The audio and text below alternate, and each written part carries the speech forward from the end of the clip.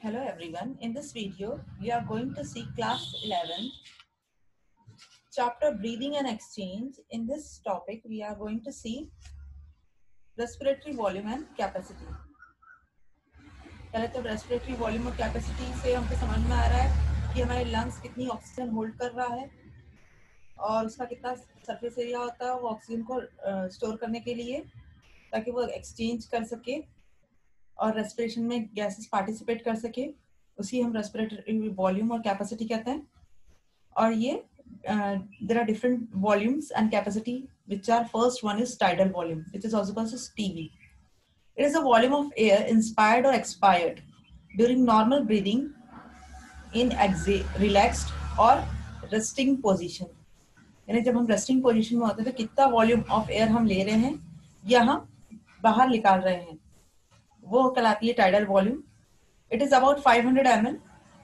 It consists of 150 ml of dead space volume and 350 ml of alveolar volume.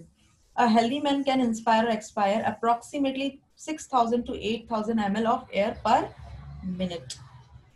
फिर है inspiratory reserve volume, मतलब पहले से बचा हुआ जो है.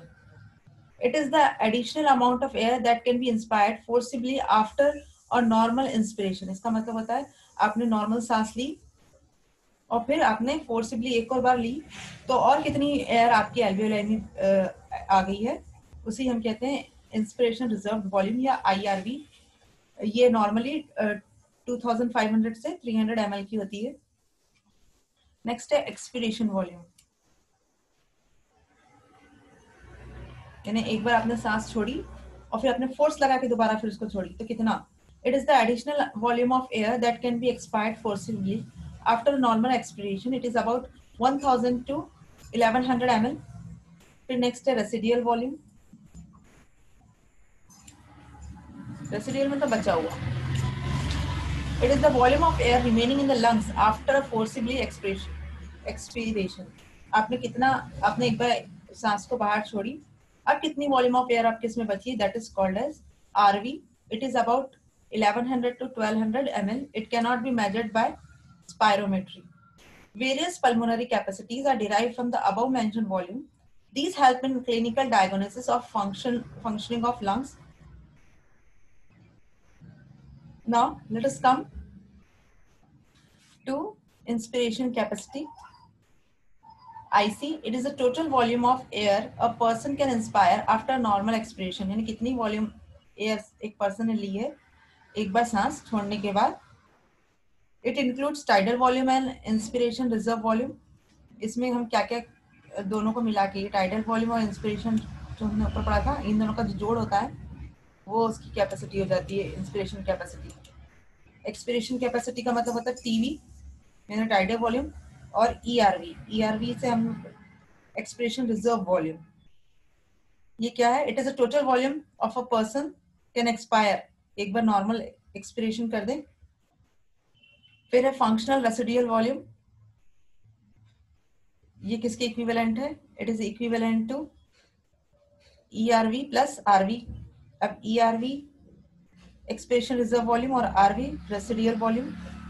फिर vital volume, vital capacity, it is the maximum volume of air a person can breathe in after forcible expiration और maximum volume of air a person can breathe out after forced inspiration. ये तीनों का plus होगा TV IRV plus ERV का. फिर है total lung capacity,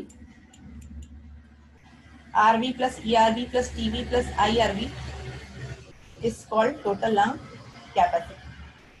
Let us come to the exchange of gases. The primary side of exchange of gases are alveoli and tissue. It occurs by simple diffusion, mainly based on pressure concentration gradient. The factors that affect the rate of diffusion are thinness of membrane, surface area of membrane, permeability of membrane, solubility of gases, partial pressure gradient of gases on the two sides of the diffusion surface of lungs. Exchange of gases between alveoli and blood. ये हमारा lung है, उसमें alveoli है. अब इनमें से gases कैसे exchange होती है ब्लड में से. This exchange between the lungs, alveoli and pulmonary capillaries is called as external respiration. The alveoli wall is very thin with a rich network of blood capillary. It is called as respiratory membrane. All the forms of membrane of about 0.2 mm thickness. This membrane has a limit of exchange, gases exchange between alveoli and pulmonary blood. It is called as diffusing capacity. It is the volume of gas that diffuses through membrane per minute for the pressure difference of 1 millimeter of mercury. At a particular pressure difference, the diffusion of carbon dioxide is 20 to 25 times faster than oxygen. Thus, the amount that can diffuse through the membrane per unit difference in the partial pressure is much higher as compared to oxygen. You can see over here.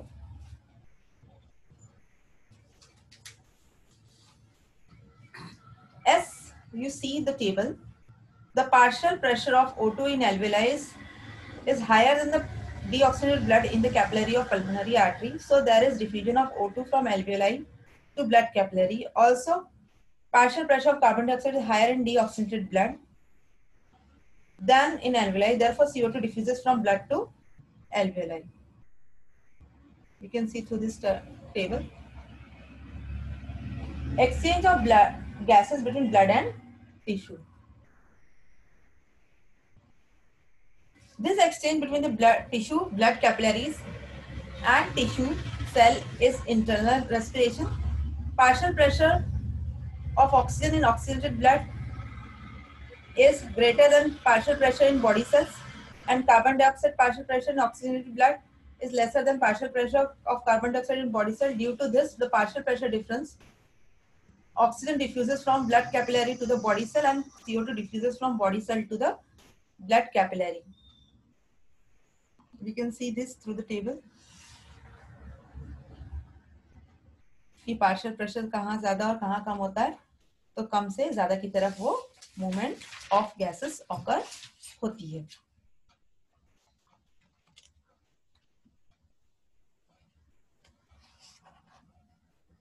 Now let us come transport of gases. Blood carries oxygen from lungs to the tissue cell for oxidation and carbon dioxide from tissue cell to the respiration surface for elimination. Transport of oxygen and carbon dioxide is very important. First is transport of oxygen. It is done in the following manner: as dissolved gases, as oxyhemoglobin. About 3% of oxygen in the blood is carried in dissolved state through the plasma, and 97% of oxygen is carried by RBC in blood. Hemoglobin is red color, iron containing pigment present in RBC, to which O2 can bind in reversible manner to form oxyhemoglobin. 4 molecule of oxygen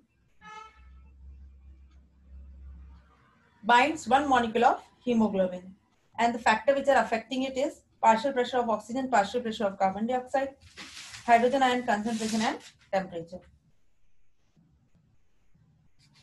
Now, transport of carbon dioxide. Carbon dioxide is gases formed diffuses out of the cell into the capillaries, where it transport in the following way. Either it can transport in dissolved form or transport in bicarbonate form. 7% is transport in dissolved form, and rest in bicarbonate form. It can also transport as carb-aminohemoglobin, nearly 20 to 25%. It can transfer in the form of carb-aminohemoglobin. Regulation of respiration. The respiration rhythm can be maintained and moderated by human being to suit the damage of the blood tissue. It is controlled. It is under dual control, that is nervous system and chemical. The respiratory rhythm center is composed of a group of neurons that located in the medulla oblongata and pons. Chemical control: large amount of chemoreceptors are located in the carotid bodies, which lie bilaterally in bifurcation of common carotid arteries. Their efferent nerves fiber passes through glossopharyngeal cardiac nerves and thus to the dorsal respiratory area of medulla oblongata. Now let us see the disorder. What are the disorders? The disorder of respiratory system are asthma, emphysema, occasional respiratory disorders which occurs due to chronic exposure of harmful substances such as silica. So these are some of the disorders of respiratory tract.